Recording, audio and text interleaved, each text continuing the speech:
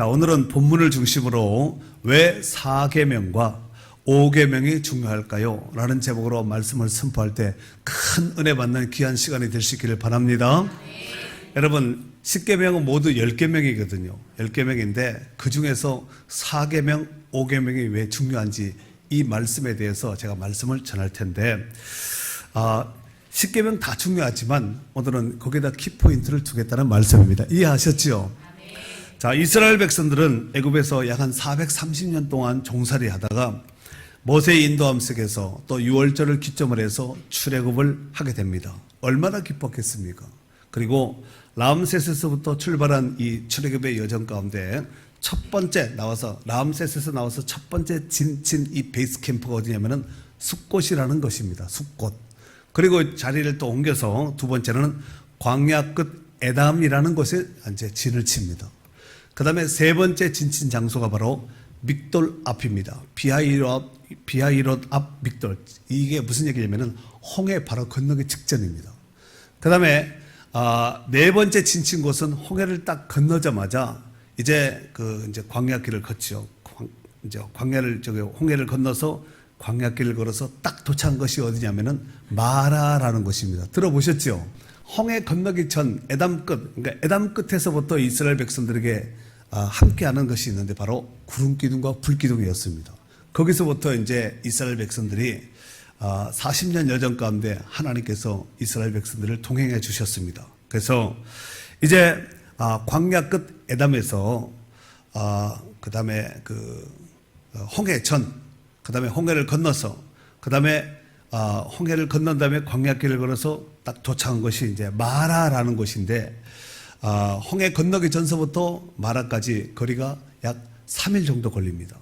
보통 일반적으로 사람들이 하루에 걸을 수 있는 거리의 그 분량이 약 한 30km 정도를 걷는다는 거예요.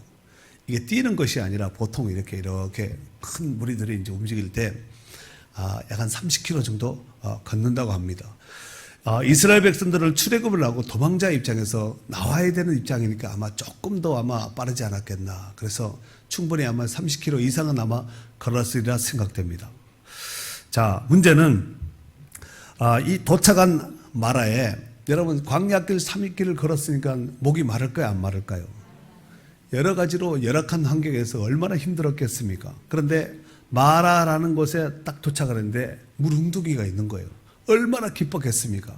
그래서 그 물을 가서 막 텀펑텀펑 들어가서 마셨는데 너무 써서 혀가 짝짝 갈라질 정도로 너무 써서 물을 마실 수 없는 이런 상황이 되었습니다. 그래서 그 이름을 마라, 쓰다, 고통스럽다, 괴롭다 이런 뜻을 가지고 있습니다.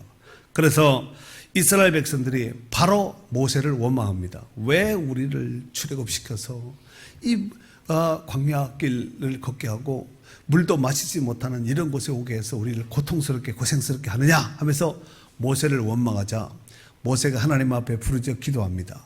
그때 하나님께서 한 나뭇가지를 보게 하지요. 모세가 나뭇가지를 꺾어서 물에 던졌더니 그 즉시 쓴물이 단물로 되게 변화된 줄로 믿습니다. 그래서 그 물을 마시고 다시 이제 그들이 소생함을 얻었습니다. 그런데 마라에서 이스라엘 백성들이 물만 마신 것이 아니라 그곳에서 아주 중요한 하나님 말씀을 받습니다. 그것이 바로 10계명 중에서 2계명을 여기서 바로 받게 됩니다. 물론 10계명 전체는 시내산에서 받지요. 그러나 10계명 중에서 2계명은 시내산 도착하기 전에 먼저 하나님께서 주신 2계명이 있었습니다. 자, 10계명은 크게 이제 둘로 나눌 수가 있는데 우리가 이제 신앙생활 처음 하신 분들은 이렇게 오해할 수 있습니다. 10계명이니까 둘로 나누니까 5개 공평하게 나누는가 보다. 이게 아니라 넷과 6으로 나눕니다. 넷은 하나님을 어떻게 잘 섬긴 것인가에 대한 법이고, 이제 5번째부터 이 10계명, 6계명은 사랑과의 대인, 즉 사랑과의 관계 속에서 어떻게 또 이렇게 관계를 맺으면서 살아야 될 것인가. 여기에 대한 이제 규례로 기록되어 있습니다. 그러니까 조금 다시 한 번 더 정리하면은 10계명 중에서 1계명에서 4계명은 하나님과 관련된 법으로서 법도라고 합니다. 호크, 법도라고 하지요. 그 다음에 5계명에서부터 10계명까지 이 6계명은 사람과의 관계 속에서 어떻게 관계를 맺으면서 살아야 될 것인가. 이것은 미시파트라고 합니다. 다시 말해서 율례라고 합니다. 그러니까 1계명에서 4계명은 법도, 5계명에서 10계명까지 6계명은 율례라고 말을 한다는 것입니다. 자, 그런데 여기서 하나님과의 관계 속에서 가장 중요한 것이 있습니다. 그것이 바로 안식일에 대한 계명입니다. 왜냐하면 안식일에 대한 계명이 제대로 지켜지지 않으면은 1계명에서 3계명까지도 지킬 수가 없습니다. 이 안식일 준수가 안 되면은 1에서 3도 안 된다는 얘기지요. 일찍이 하나님께서 모세를 통하여서 애굽의 바로 앞에서 끊임없이 반복적으로 말하게 한 그 말씀이 있습니다.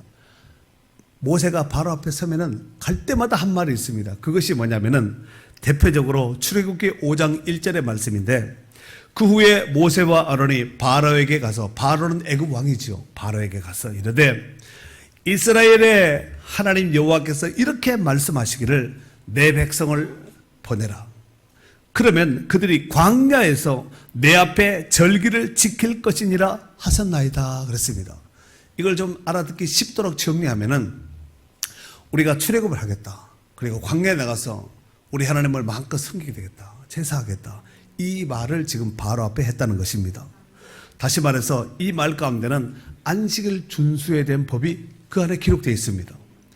이스라엘 백성들이 애굽에 거주하고 있었을 때는 절대로 안식일을 지킬 수가 없었습니다. 왜냐하면 그 당시 애굽에서는 오늘날과 같은 7일 주 달력이 아니라 우리가 주일, 월, 화, 수, 목, 금, 토 이렇게 7일이 한 주간이잖아요. 이 7일 주 단위가 아니라 10일 주 달력을 썼기 때문에 안식일을 지킬 수 없었다는 것입니다. 그래서 우리가 이곳에서 할 수 없으니까 나가서, 광야에 나가서 하나님 앞에 제단을 쌓겠다. 하나님을 좀 제대로 섬기겠다. 그 말을 한 것입니다. 오늘 본문에도 안식일에 대한 부분을 언급하고 있는데, 오늘 메인 본문이 12절과 16절이지요. 일단 12절을 먼저 다시 한번 읽도록 하겠습니다. 12절. 내 하나님, 시작. 내 하나님 여호와가 내게 명령한 대로 안식일을 지켜 거룩하게 하라. 아멘. 그렇다면은 안식일을 기억하여 거룩하게 지킴이 왜 중요할까요? 바로 하나님을 섬김에 있어서 가장 기준이 되는 중요한 말씀이 되기 때문에 그렇습니다. 여러분, 안식일을 믿는 사람이 지키지 안 믿는 사람이 지키는 것은 아니잖아요. 애굽의 백성들이 안식일 지킬 필요는 없잖아요. 이스라엘 백성들에게 필요한 것이 아니겠습니까? 즉 4계명을 못 지킨다는 것은 아까도 말씀드렸다시피 1계명, 2계명, 3계명도 못 지키게 된다는 말입니다. 그래서 하나님께서 이스라엘 백성들이 홍해를 건너자마자 10계명 중에서 중요한 법도와 율례, 이 두 가지를 그들에게 명령하셨는데, 이 말씀을 한번 찾아볼 필요가 있을 것 같아요. 출애굽기 15장 25절, 출애굽기 15장 25절, 이게 굉장히 중요한 말씀입니다. 이것이 바로 마라에서 하나님께서 이스라엘 백성들에게 주신 두 가지 말씀이 여기에 기록되어 있습니다. 모세가 여호와께 부르시었더니 여호와께서 그에게 한 나무를 가르치시니 그가 물에 던지니 물이 달게 되었더라. 거기서 여호와께서 그들을 위하여 법도와 율례를 정하시고 그들을 시험하실세. 아멘. 여기 보면은 거기서 여호와께서 그들을 위하여 무엇과 무엇을 정했다고 말씀하고 있습니까? 법도와 율례를 정하였다고 말씀하고 있습니다. 이 법도는 호크라는 뜻이고 율례는 미시파트라는 뜻인데 둘 다 단수로 되어 있습니다. 제가 오늘 여기 하이라이트 키와 같은 말씀이 출애굽기 15장 25절에 있다고 금방 찾았죠. 그런데 여기에 법도 율례가 나옵니다. 자, 비록 이스라엘 백성들의 출애굽의 여정이 정말 쉽지는 않습니다. 여러분, 광야 사막길, 물 없는 사막길을 간다는 것은 정말 말처럼 쉽지 않은 이런 모습이라고 볼 수가 있는데, 그들의 출애굽 여정 가운데 물이 있어도 괴로울 판이고 힘들 판인데, 정말 마라에서 쓴 물을 먹고 혀가 막 아릴 정도로 마시면 마실 수가 없는 물입니다. 그런데 광야에 마라같이 쓰고 고통스러운 이런 물도 하나님께서 모세를 통하여서 쓴물을 단물로 바꿔주셨습니다. 혹시 여러분 가운데서 힘든 고난과 또 인생의 고통 가운데 있는 분들이 계신다면 오늘 말씀을 듣고 쓴물이 단물 나는 인생으로 변화되는 역사가 있기를 바랍니다. 자, 이스라엘 백성들은 마라에서 4계명인 법도와 5계명인 율례를 받았습니다. 만약 이스라엘 백성들이 마라에서 1계명에서 4계명을 다 받았다면 4계명만 받은 것이 아니라 1, 2, 3, 4를 만약에 다 받았다면 문맥상 복수를 써야 됩니다. 그렇죠? 네 계명들 이렇게 해야 되잖아요. 그런데 여기 보면은 이 원문에 법도 단수, 율례 단수로 되어 있습니다. 그러니까 법도 중에서도 법도는 4계명이라고 그랬죠. 1에서 4계명은 법도, 5에서 10계명은 율례라고 했는데 4개 중에서 하나를 받았으니까 단수고 6개 중에서 하나를 받았으니까 단수라는 얘기입니다. 이해가 되시죠? 자, 그래서 오늘 12절에 내 하나님 여호와가 내게 명령한 대로 하나님께서 말씀하신 대로 그러니까 말씀을 했다는 얘기잖아요. 말씀한 대로 안식일을 지켜 거룩하게 지키라 라고 말씀하셨습니다.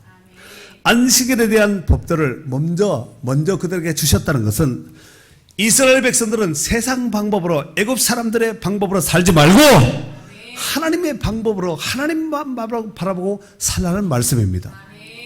4계명이 지켜지지 않으면 1계명에서 3계명도 지켜질 수 없다고 말씀드렸습니다. 그래서 안식일을 지키는 것이 이 4계명이 굉장히 중요한 말씀입니다.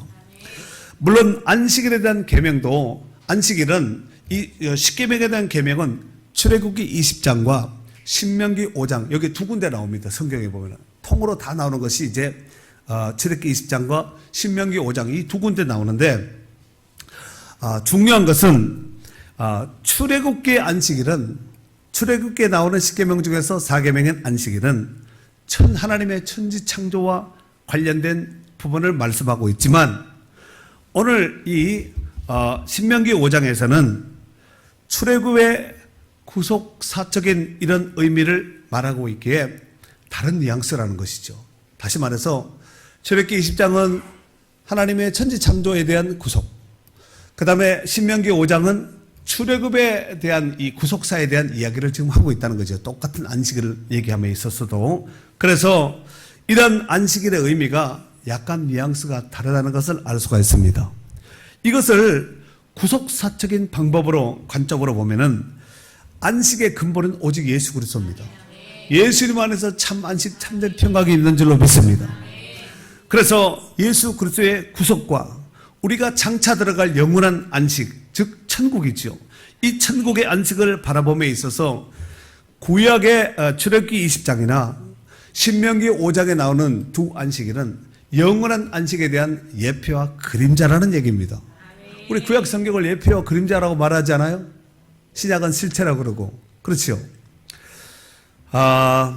제가 조금 전에 천지창조의 안식일과 또 오늘 신명기 5장에 나오는 이 구속사적인 관점, 즉 출애굽의 이스라엘 백성들의 출애굽의 구속사적인 관점이 약간 뉘앙스가 다르다고 말씀드렸습니다. 그렇게 말씀드렸지요. 그러면은 이게 천지창조의 안식일과 구속사적인 이 출애굽의 이 안식일이 약간 뉘앙스가 다르다는 것을 보아서 혹시 또 다른 뉘앙스를 또 풍길 수가 있다는 거 앞으로도 그것이 히브리서 8장 7절에서 10절에 기록되어 있는 말씀인데 제가 읽을 테니까 한번 잘 들어보세요. 잘 들으셔야 됩니다. 저 첫 언약이 무흠하였더라면 둘째 것을 요구할 일이 없었으려니와 그들의 잘못을 지적하여 말씀하시되 주께서 이르시되 볼지어다 날이 이르르니 내가 이스라엘 집과 유다 집과 더불어 새 언약을 맺으리라. 무슨 언약? 그러니까 새 언약이 있다는 것은 옛 언약이 있었다는 얘기가 아니겠습니까? 또 주께서 이르시기를 이 언약은 그 새 언약이에요. 내가 그들의 열조의 손을 잡고 애굽 땅에서 인도하여 된 날에 그들과 맺은 언약과 같이 아니하도다. 그들은 내 언약 안에 머물러 있지 아니하므로 내가 그들을 돌보지 아니하였노라. 또 주께서 이르시되 그날 후에 내가 이스라엘 집과 맺을 언약은 이것이니 내 법을 나의 법을 그들의 생각에 두고 그들의 마음에 이것을 기록하리라. 나는 그들의 하나님이 되고 그들은 내 백성이 되리라 그랬습니다. 옛 언약은 어떻게 받았지요? 모세가 시내산에 올라가 돌판에 받았습니다. 그런데 새 언약은 예수 그리스도로 말미암아서 맺은 새 언약인데, 이 언약은 돌판에 새긴, 종이에 새긴, 가죽 종이에 쓰는 양피지에 새긴 이런 언약이 아니라 하나님께서 그 언약을 우리의 생각에, 마음에 그 언약을 새겨서 주겠다는 것이에요. 그러니까 옛 언약과 새 언약이 약간 방법이 달랐다는 것을 알 수가 있습니다. 사랑하는 성도 여러분, 또한 모세가 시내산에서 십계명을 받기 전에 먼저 주신 두 번째 계명이 바로 오계명입니다. 아까 법도와 율례라 그랬지요.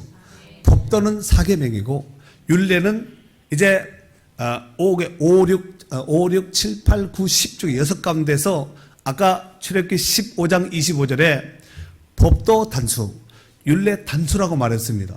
만약에 그들이 그곳에서 만약에 4계명 다 받고 6계명 한꺼번에 다 받았다면 법도들과 율례들을 받았다고 말을 해야 되잖아요. 그런데 법도와 율례, 이게 단수를 썼다는 거예요. 그러니까 율례들, 법도들 가운데 하나를 받았다는 얘기고 율례들 가운데서 하나를 받았다는 얘기예요. 자, 그런데 그 5계명이 뭐냐면은 오늘 이게 16절에 보니까 뭐라고 말씀하고 있냐면은 너는 내 하나님 여호와께서 명령한 대로, 그럼 언제 명령한 적이 있었다는 얘기잖아요. 명령한 대로 내 부모를 공경하라. 그러면 내 하나님 여호와가 내게 준 땅에서 내 생명이 길고 복을 누리리라 그랬습니다. 여러분, 고대 사회에서는 부모님을 잘 공경함으로써 얻어지는 이 장수의 축복을 가장 소중한 복으로 생각했습니다. 부모님을 잘 공경하면은 장수의 축복을 받는다. 하나님의 약속이고 또 고대 사회 그들이 그렇게 생각을 했다는 것입니다. 이 복이 오늘날 우리 가운데도 있어야 되고 받아 누려야 될 복인 줄로 믿습니다. 자, 그런데 여기 16절에 너는 내 하나님 여호와께서 명령한 대로 내 부모를 공경하라 그랬지요. 명령한 대로, 즉 이는 전에 하나님께서 명령하신 말씀이 있었다는 것을 알 수가 있습니다. 그것이 아까 출애굽기 15장 25절에 법도와 율례, 그러니까 율례에 해당되는 부분이겠지요. 그렇다면은 왜 5계명을 시내산에서 주지 않고 마라에서 주었을까요? 물론 이제 4계명도 하나님께서 마라에서 주고, 그 다음에 율례 중에서 5계명인 이 법도 하나님께서 마라에서 주었다는 얘기죠. 그 마라에서 두 가지 법을 준 거예요. 4계명과 5계명을 준 것입니다. 그렇다면은 왜 5계명을 시내산에서 주지 않고 하나님께서 마라에서 이 5계명을 주셨을까요? 그것은 바로 신앙 전수 때문에 그렇습니다. 이게 키입니다. 뭐라고요? 신앙 전수. 부모의 신앙이 자손들에게 전수되지 않으면 그 신앙은 끝이에요. 그래서 히브리인들은 신앙 전수를 하기 위해서 자녀들에게 철저하게 신앙 전수를 가르치고 있습니다. 히브리서 6장 4절 이하를 일명 쇠마 교육이라고 합니다. 쇠마, 들으라. 이런 이제 일단 하나님의 말씀을 들어야지. 믿음은 들으면서 나지 않습니까? 오늘도 말씀을 잘 듣는 분들은 큰 믿음을 갖게 될 줄로 믿습니다. 자, 그런데 신명기 6장 4절에서 10절에 보면은 하나님께서 이스라엘 백성들에게 기성세대겠죠. 그 자녀들에게 어떻게 하나님 말씀을 가르치라고 말씀하고 있냐면은 잘 들어보세요. 이스라엘아 들으라. 우리 하나님 여호와는 오직 유일한 여호와시니 너는 마음을 다하고 뜻을 다하고 힘을 다하여 내 하나님 여호와를 사랑하라. 오늘 내가 내게 명령하는 이 말씀을 너는 마음에 새기고 내 자녀에게 부지런히 가르치며 집에 앉았을 때든지 길을 갈 때든지 누웠을 때든지 일어날 때든지 이 말씀을 강론할 것이며 너는 또 그것을 내 손목에 메어 기호를 삼으며 내 미간에 붙여 표로 삼고 또 내 집 문설주와 바깥문에 기록할지니라 그랬습니다. 이 말씀을 한마디로 요약하면은 철저하게 가르치라는 얘기예요. 앉으나 서나 명절이나 아니나 평일이나 직장에 가나 집에 있으나 일을 하는데 어떤 상황이라 할지라도 그 말씀은 하나님 말씀을 가르치라는 거예요. 철저하게. 여러분도 잘 아시다시피 이스라엘 민족은 AD 70년에 로마에 의해서 나라가 완전히 망합니다. 그리고 약 한 2000년 동안 전 세계 디아스포라 떠돌이가 되어서 이 나라 저 나라에 막 이렇게 섞여서 도망가서 막 살아야 되겠지요. 그래서 흩어져서 나라가 없는 상태로 약 한 2000년 정도의 세월을 보냅니다. 그런데 이제 우리나라가 독립하듯이 2차 세계대전이 끝 마무리될 때 이스라엘 백성들이 나라를 찾지요. 약 한 2000년 만에 나라를 다시 찾습니다. 비록 나라를 잃고 전 세계로 흩어졌지만 그들이 나라를 다시 찾고 나라를 회복할 수, 다시 세울 수 있었던 것은 철저한 신앙 전수가 되었기 때문에 그렇습니다. 나라는 잃었지만 각 가정들마다 신앙 전수를 철저하게 가르쳤다는 얘기입니다. 구약 히브리인들은 장막에 거하면서 공동체 생활을 했습니다. 하나의 공동체를 이루면 약 한 130명에서 약 한 150명 정도 이렇게 이제 구성원을 가지고 있는데, 그리고 그곳에서 그들은 철저하게 신앙교육을 받습니다. 그들은 명예와 수치를 생명처럼 귀하게 여깁니다. 이 명예와 수치, 다시 말해서 우리가 요한복음에 보면은 나는 선한 목자라 나오죠. 예수님의 선한 목자상에 나옵니다. 그리고 잃은 양 한 마리를 찾기 위해서 찾아 나섭니다. 100마리 양 중에서 한 마리 잃은 양을 잃어서 목자가 길을 찾아 나서지요. 사실 어떻게 본다면은 날도 어둡고 예를 들어서 뭐 환경도 좋지 않다면은 100마리 양 중에서 한 마리 짐승에게 뜯겼는가 보다. 이렇게 여러분 양을 치다 보면은 짐승이 뜯어가는 양이 늑대나 뭐 일이나 독수리나 이런 거 채가는 경우가 비일비재하다는 것입니다. 그래서 목동들은 이걸 잘 지켜야 되겠죠. 그래서 100마리 양 중에서 한두 마리 정도 없어지는 거 가능합니다. 그런데 그 목자가 양을 찾아 나서거든요. 왜 찾아 나섰냐면은 수치 때문에 그렇습니다. 이스라엘 공동체의 수치를 당한다. 이건 공동체, 한 사람의 수치는 공동체의 수치와 직결되어 있습니다. 한 사람의 명예는 공동체의 명예와 직결되어 있다니까요. 야곱이 밧단나람 외삼촌 집에서 20년을 살고 고향으로 돌아오지요. 그리고 잠시 머문 땅이 세겜이라는 곳입니다. 세겜성에서 머물고 있을 때 딸 디나가 강간을 당합니다. 그럴 때 시몬과 레이가 그들에게 이제 조건을 걸지요. 너희들 만약에 내 동생을 데려가려면은 할례를 받아라. 남자들은 우리는 할례 없는 민족을 부끄럽게 수치스럽게 여긴다. 그래서 좋다. 할례를 다 받아버리죠. 근데 남자들이 할례를 받았을 때 시몬과 레이가 칼 차고 들어 남자들을 다 죽입니다. 왜 그렇게 했냐면 수치 때문에 그렇습니다. 명예와 관련되어 있기 때문에 그래요. 그냥 아이고 뺨 한 대 맞고 말지 안 그래요. 성경에 보면 다윗 시대 때에 암몬의 왕이 죽습니다. 암몬의 왕이. 그래서 조문객들 보내거든요. 그런데 이 암몬 쪽에서 이를 봤을 때 다윗이 보낸 유다의 조문객들이거든요. 그러면 조문하러 왔으면 감사하게 맞이하고 보내야 되지 않겠습니까? 근데 그들의 신하들 중에서 이거 우리를 정탐하게 엿보게서 온 것입니다. 그래서 수염도 잘라버리고 옷을 중동벌이 엉덩이가 나올 정도로 허리까지 아래 다 잘라버립니다. 다윗이 돌아오는 그들에게 못 들어오게 합니다. 수염이 자라기까지 그곳에 머물고 있다가 자란 뒤에 들어오게 하죠. 왜냐하면 수치와 명예와 직결되어 있기 때문에 그렇습니다. 우리는 교회 하나님 나라의 공동체, 문막평화계는 공동체 안에서 지금 신앙생활 하는 것이 아니겠습니까? 한두 사람이 수치를 당한 것은 우리의 수치고 또 그들의 영광은 우리의 명예와 직결되어 있기 때문에 서로가 이렇게 공동체 의식을, 연합의식을 가져야 된다는 말씀입니다.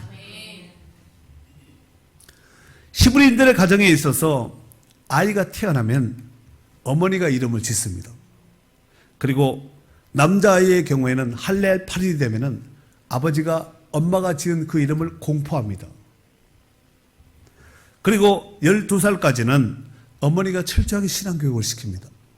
그리고 13살 이후에는 아버지가 교육을 시킵니다. 아이가 자라서 성인식을 하게 될 때까지 모세 오경을 암송시킵니다. 그러니 민족적으로 시대적으로 잘 될 수밖에 없지 않겠습니까? 사랑하는 성도 여러분, 여러분들은 여러분의 자녀들에게 신앙교육과 또 신앙 전수에 대해서 얼마나 노력하고 힘쓰고 있습니까? 여러분들의 가정이 세워지고 가문이 세워지는 것은 오직 자녀들에게 신앙교육과 신앙 전수에 있다고 해도 과언이 아닐 줄로 생각이 됩니다. 그러므로 농부가 농사를 짓듯이 이 자녀 농사 잘 지어야 됩니다. 농부가 농사를 지어서 한 해 농사 망치면 그 다음에 다시 하면 되거든요. 문제는 자식 농사를 한번 망치면 끝입니다. 다시라는 단어가 들어가서 다시 또 어리다해서 전맥에서 할 수 없잖아요. 그렇다면 왜 신앙교육과 신앙 전수가 중요한지 그 예를 제가 한번 들어보도록 하겠습니다. 먼저 성경적인 예로 본다면은 아브라함과 이삭과 그 다음에 야곱과 요셉, 이 다 신앙 전수입니다. 신앙 전수가 된 거예요. 요셉이 애굽에 팔려갔을 때 종으로 팔려갔거든요. 옷도 종이 무슨 옷이 있고 신발이 있어요. 그런데 요셉이 그 먼 땅 애굽에 가서도 자기의 경륜 하나님을 두려워하고 하나님을 섬긴 것은 신앙 전수가 되었기 때문에 가능한 것입니다. 그리고 다윗과 솔로몬, 그 다음에 한나와 사무엘, 이 관계도 신앙 전수가 되었기에 그들은 위대한 인생으로 하나님 앞에 그 시대 가운데 쓰임받을 수가 있었습니다. 사도 바울의 믿음의 아들 디모데도 마찬가지입니다. 디모데후서 1장 5절 말씀에 보면은 이는 내 속에 있는 거짓이 없는 믿음이 있음을 생각합니다.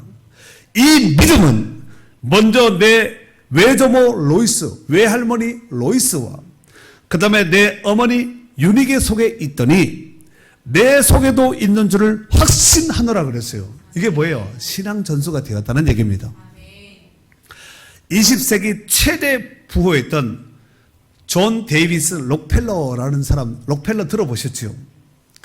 그의 어머니의 위대한 신앙 전수를 그가 받은 거예요. 록펠러는 그의 어머니로부터 하나님 중심, 그 다음에 성경 중심, 교회 중심, 철저한 보수신앙, 청교도 신앙을 물려받았습니다. 록펠러는 자신의 성공 비결에 대하여 어려서부터 어머니과 약속한 이 세 가지를 평생 지킨 것을 꼽았습니다. 이를테면 첫째, 11조 철저하게 했습니다. 나는 11조 꼭 해라. 철저하게 했습니다. 두 번째, 교회 가면 맨 앞자리에 앉아서 예배 드려라. 이 록펠러가 될 수 있는 가능성이 있는 분들이 앞에 앉으신 분들은. 셋째, 교회 일에 순종하고 목사님 마음을 아프게 하지 말라. 세 가지예요. 물론 더 있습니다만은 그 세 가지를 이 록펠러는 어머니께로부터 훈육받아서 자기 생명처럼 귀하게 여겼다는 것입니다. 철저한 11조 생활. 교회에 가면 앞자리에 앉아라. 세 번째, 교회 일에 순종하고 목사님 마음 아프게 하지 마라. 훗날 록펠러의 인생 말년에 그는 이와 같이 고백했습니다.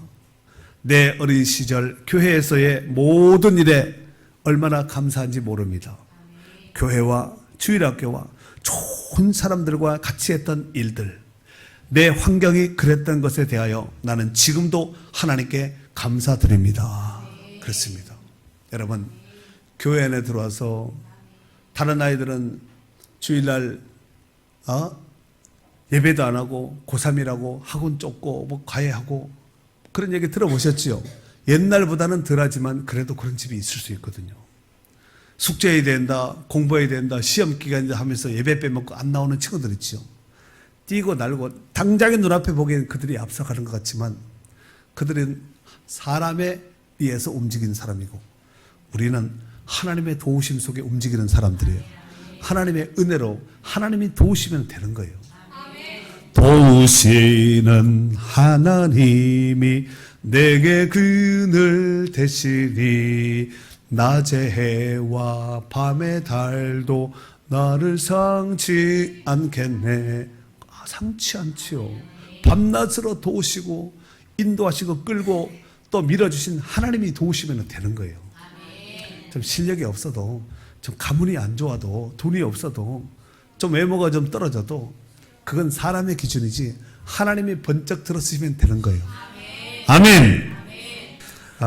저도 어제 아침에 우리 강릉 제 집에, 고향 집에 다녀왔습니다. 그래서 예배하고 점심 식사하고 이제 바로 이제 올라왔거든요. 그런데 우리 집사람이 평화를 이제 앉혀놓고, 너 얼마 받았냐 해서 쫙 앉혀놓고 한데, 옆에 앉더니 평화 세뱃돈 다 끄집어내게 해서 이제 세는 거죠. 그리고 이 10,000원짜리 빳빳이를 세는 거예요. 이렇게 하나, 둘, 셋 해서 이렇게 10 되니까 요거 하나를 이쪽으로 따로 구별해서 요거는 11조. 그리고 엄마가 가르쳤던 얘기, 평화가 그랬다는 얘기가 아니라, 그래서 11조를 가르치는 거예요. 그러면서 다 계산한 다음에 평화인데 문어, 평화야, 이 11조는 하나님 앞에 드리는 거야 하고 가르치는 거예요.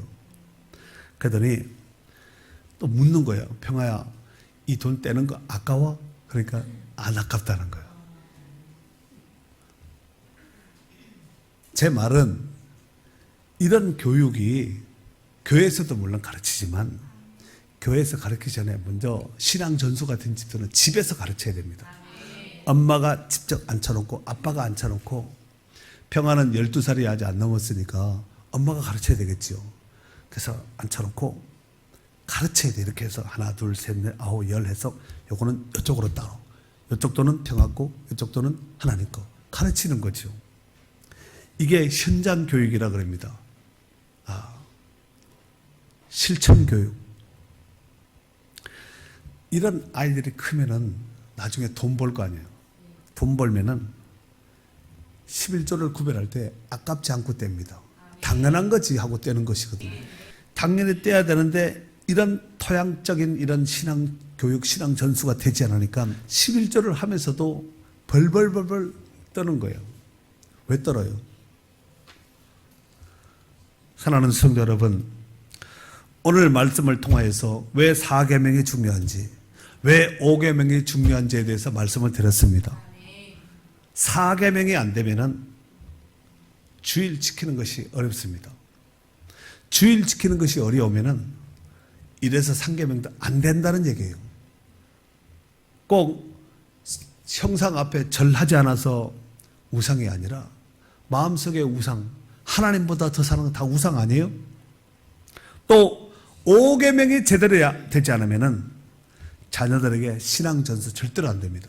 부모를 공경함이 없으면은 그 신앙 전수가 안 됐다는 얘기입니다.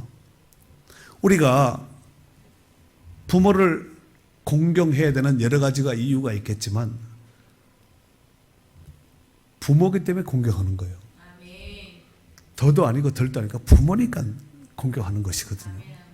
그리고 부모님 잘 공경하면은 하늘에 계신 하나님께서 땅에서 잘 되고 장수하는 복도 주신다는 거예요. 신앙 전수가 되는 생명줄이기 때문에 부모님을 잘 공경하셔야 됩니다.